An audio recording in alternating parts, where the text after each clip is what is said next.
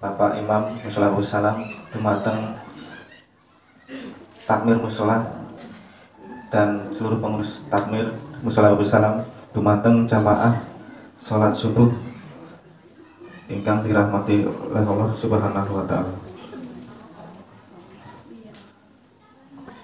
Alhamdulillah enjing menika kita sedaya diberi kenikmatan, telah diberi kesehatan untuk dapat beribadah jamaah sholat subuh bersama. Kita panjatkan rasa syukur kita kepada Allah Subhanahu wa taala yang telah memberikan kesehatan tersebut yang tiada bandingannya. Selanjutnya tak lupa salawat serta salam kita junjungkan, kita haturkan kepada Nabi Agung Muhammad Sallallahu Alaihi Wasallam yang kita nantikan syafaatnya di yaumil akhir kelak. Amin, amin ya rabbal alamin.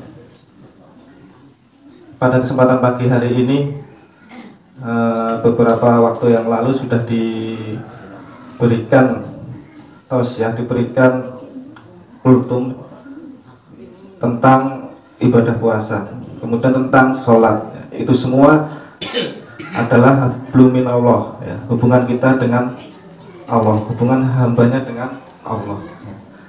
Pada pagi hari ini saya ingin memberikan sebuah kisah di mana kisah ini antara hubungan manusia dengan manusia.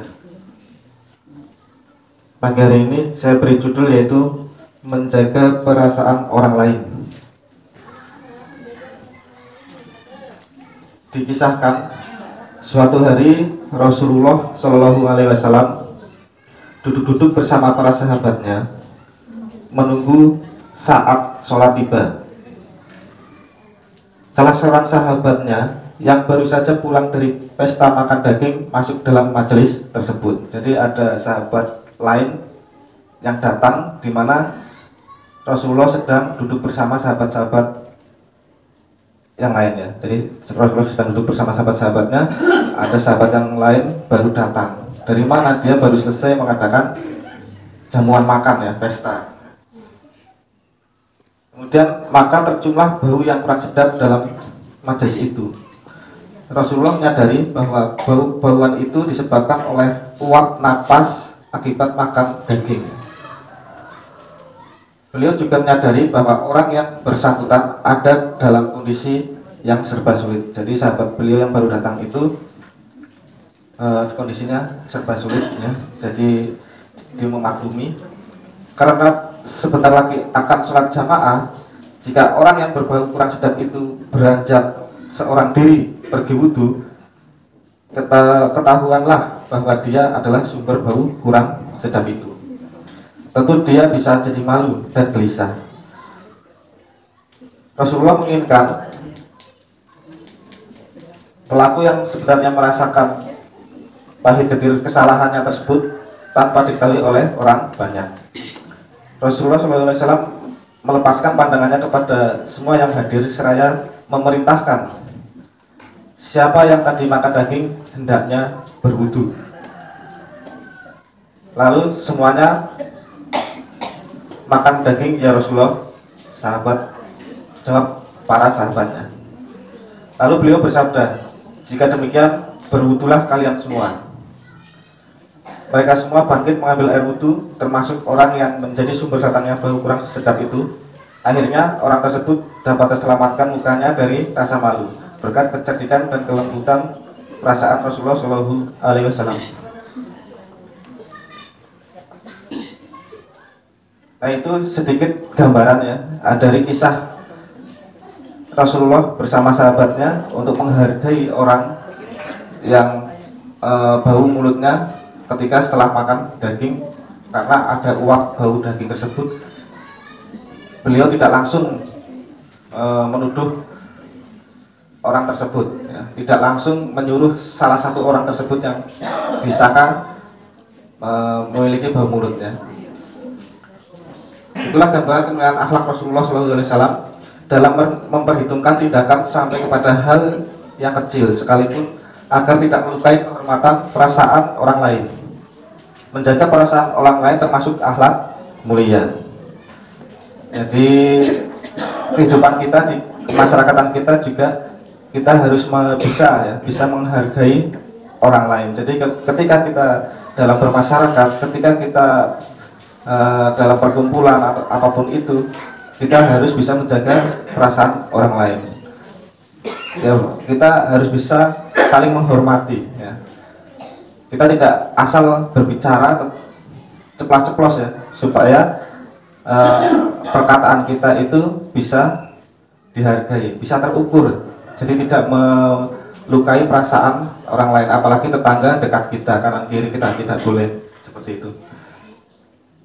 Jadi menjaga perasaan orang lain itu adalah sebuah seni tersendiri yang harus dimiliki dalam menikmati kehidupan. Tidak bisa dipungkiri dalam proses interaksi dengan orang lain, kemungkinan terjadi hal-hal yang tidak disukai. Jadi ketika kita tidak menyukai aktivitas tetangga kita atau tidak menyukai perbuatan tetangga kita, ya paling tidak kita sampaikan dengan cara yang baik ya. Tidak asal ngomong yang nantinya bisa melukai perasaan tetangga kita tersebut. Jangan sampai kita terperdaya oleh godaan nafsu yang cenderung menginginkan kita mengambil sikap untuk membalas menyakiti. Nah, ini apalagi nggak boleh ya. Oh ingat diomong kayak gini, diomong kayak gini, diomong si A, ini seperti ini lah, merasa tersakiti. Ya, aku harus balas, itu nggak boleh. Kita nggak boleh membalas omongan orang lain ya. Tidak boleh membalas untuk menyakiti orang lain. Bahkan tidak hanya perasaan manusia yang harus dijaga, termasuk perasaan binatang sekalipun. Sebagaimana dijelaskan dalam hadis Nabi SAW, yang artinya sesungguhnya Allah telah mewajibkan kebaikan pada segala sesuatu, maka jika kamu membunuh, bunuhlah dengan baik, dan jika kamu menyembelih, sembelihlah dengan baik. Hadis riwayat Muslim. Dari hadis tersebut dijelaskan bahwasanya ketika kita akan membunuh hewan ya, akan membunuh binatang ternak untuk dijadikan makan, ya kita bunuh dengan baik, sembelih dengan baik. Maksudnya seperti itu. Salah satu cara menjaga perasaan binatang yang akan disembelih adalah dengan menajamkan pisau yang digunakan serta tidak menyembelihnya di hadapan binatang lain yang sedang menunggu giliran untuk disembelih. Ini biasanya terjadi ketika Idul Adha ya. Itu kan ada banyak kambing jejer-jejer, kita nggak boleh menyembelih salah satu kambing di sampingnya kambing lain, dimana ketika kita menyembelih kambing tersebut, kambing yang lain melihatnya, itu tidak boleh, karena menjaga perasaan kambing-kambing yang lain, menjaga perasaan dari hewan tersebut ya. Dimana hewan ada dijaga perasaannya, apalagi dengan manusia. Ya, salah satu cara menjaga perasaan binatang tadi ya seperti itu. Rasulullah juga merupakan sosok yang peka membaca perasaan dan karakter seseorang. Hal ini dijadikan sebagai acuan untuk berinteraksi dengan seseorang sesuai dengan latar belakangnya masing-masing. Sikap yang ditunjukkan Rasulullah kepada Utsman bin Affan yang diketahui pemalu di kalangan para sahabatnya berbeda dengan sikap yang ditunjukkan Rasulullah kepada sahabat yang lain.